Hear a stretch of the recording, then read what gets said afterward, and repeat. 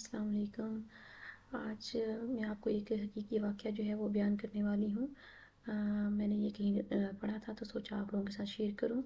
میں ڈاکٹر فاطمہ ہوں۔ کل میں ڈیوٹی پر مأمور تھی کہ ایک خودکشی کا ایمرجنسی کیس آ گیا۔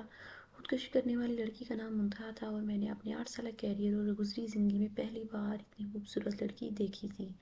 مریضہ حالت بے ہوشی میں تھی۔ اس کو اٹھا کر ہسپتال پہنچانے والے اس کے والدین تھے۔ والدین بھی ماشاءاللہ بہترین پرسنالٹی کے مالک تھے، مگر اس وقت بیٹی کے عمل نے ان کی حالت کو قابل رحم بنا رکھا تھا۔ پتہ نہیں کیوں مجھے لڑکی پر پیار اور اس کے والدین کی بے بسی دیکھ کر بے انتہا ترس آ رہا تھا۔ لڑکی کو آپریشن تھیٹر لایا گیا۔ آپریٹ کے بعد اس کو وارڈ میں منتقل کر دیا گیا تھا اور والدین کو بتا دیا گیا تھا کہ لڑکی کی حالت خطرے سے باہر ہے۔ لڑکی کی خیریت کا پتہ چلتے لڑکی کا والد غربہ میں کچھ تقسیم کرنے کے لیے نکل گیا تو لڑکی کی ماں کو میں نے اپنے آفس میں بلوا لیا۔ مختصراً لڑکی کی ماں نے جو کہانی سنائی وہ کچھ یوں تھی: لڑکی کا نام منتہا ہے اور منتہا نے ٹیکسٹائل انجینئرنگ کر رکھی ہے۔ پڑھائی کے بعد تمام والدین کی طرح منتہا کے والدین کی بھی خواہش تھی کہ وہ اپنے گھر کی ہو جائے، اس لیے انہوں نے منتہا سے اس کی پسند کے متعلق پوچھا تو منتہا نے مشرقی لڑکیوں کی طرح فیصلے کا اختیار ماں باپ کو دے دیا۔ والدین نے منتہا کے رشتے کی بات چلائی تو منتہا کو دیکھنے ایک فیملی آئی۔ لوازمات اور خدمات سے مستفید ہونے کے بعد عورتیں منتہا کے کمرے میں آئیں۔ کسی نے منتہا سے چل کر دکھانے کی فرمائش کی، کسی نے بولنے کی اور کسی نے منتہا کے ہاتھ کی چائے پینے کی فرمائش کی۔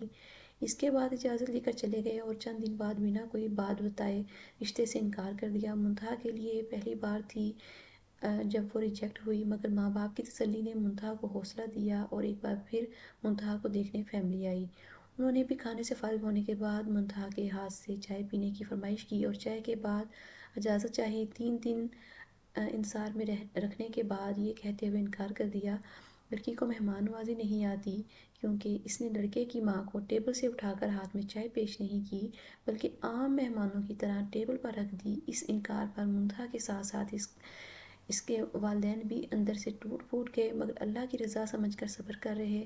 پھر ایک نئی فیملی آئی۔ اس فیملی کی خواتین کے بیٹھتے ہی منتہا نے ان کے جوتے تک اپنے ہاتھوں سے اتارے، وہیں بیٹھے بیٹھے ہاتھ دھلوائے اور پھر چائے پیش کی۔ اس فیملی نے ہفتے بعد یہ کہتے ہوئے انکار کر دیا: آپ کی بیٹی پر جنات کا سایہ ہے، ورنہ کوئی میزبان پہلی بار گھر آئے مہمان کی اتنی خدمت کہاں کرتا ہے۔ پچھلے 8 سالوں میں 100 سے زائد لوگ رشتے دیکھنے آئے، مگر کوئی نہ کوئی عیب نکال کر چلے گئے۔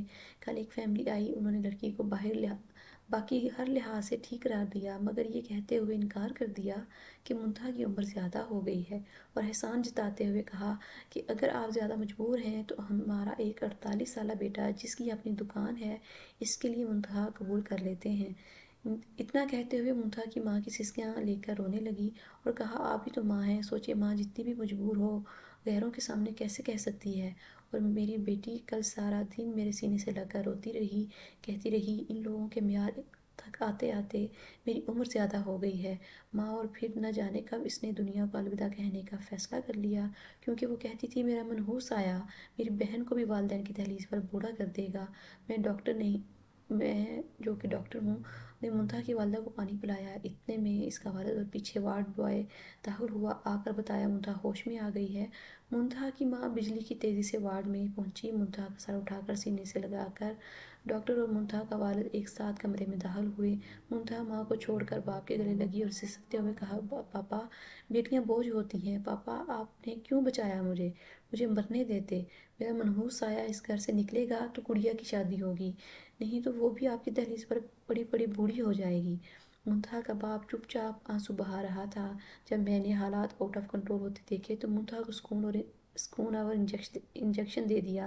منتہا کے والدین کو لے کر آفس میں آ گئی۔ میں نے منتہا اور اس کی چھوٹی بہن کو اپنے دونوں بھائیوں کے لیے مانگ لیا اور منتہا کے والدین کی آنکھیں اچانک برسنے لگیں، مگر اس بار آنسو خوشی کے تھے۔ میرے دونوں بھائی ڈاکٹر ہیں، میں نے ان کو اپنا فیصلہ سنا دیا ہے اور وہ قبول کر چکے ہیں۔ آخر میں آپ لوگوں سے التجا کرتی ہوں، آپ شادی عورت سے کر رہے ہوتے ہیں، حور سے نہیں۔ خدارا کسی کی بیٹی کو ریجیکٹ کرنے سے پہلے اس کی جگہ اپنی بیٹی رکھ کر سوچیں۔ میں ڈاکٹر ہونے کی حیثیت سے کہتی ہوں، اگر عیب کی بنا ریجیکٹ کرنا ہو، لڑکیوں سے دگنی تعداد میں لڑکے ریجیکٹ ہوں۔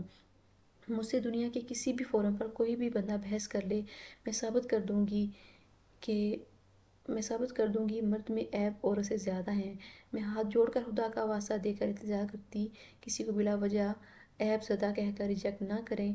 آپ اللہ کی مخلوق کے عیبوں پر پردہ ڈالیں، اللہ آپ کے عیبوں پر پردہ ڈالے گا۔ آپ کے نکالے عیب اور انکار لڑکیوں کو قبر میں دھکیل دیتے ہیں۔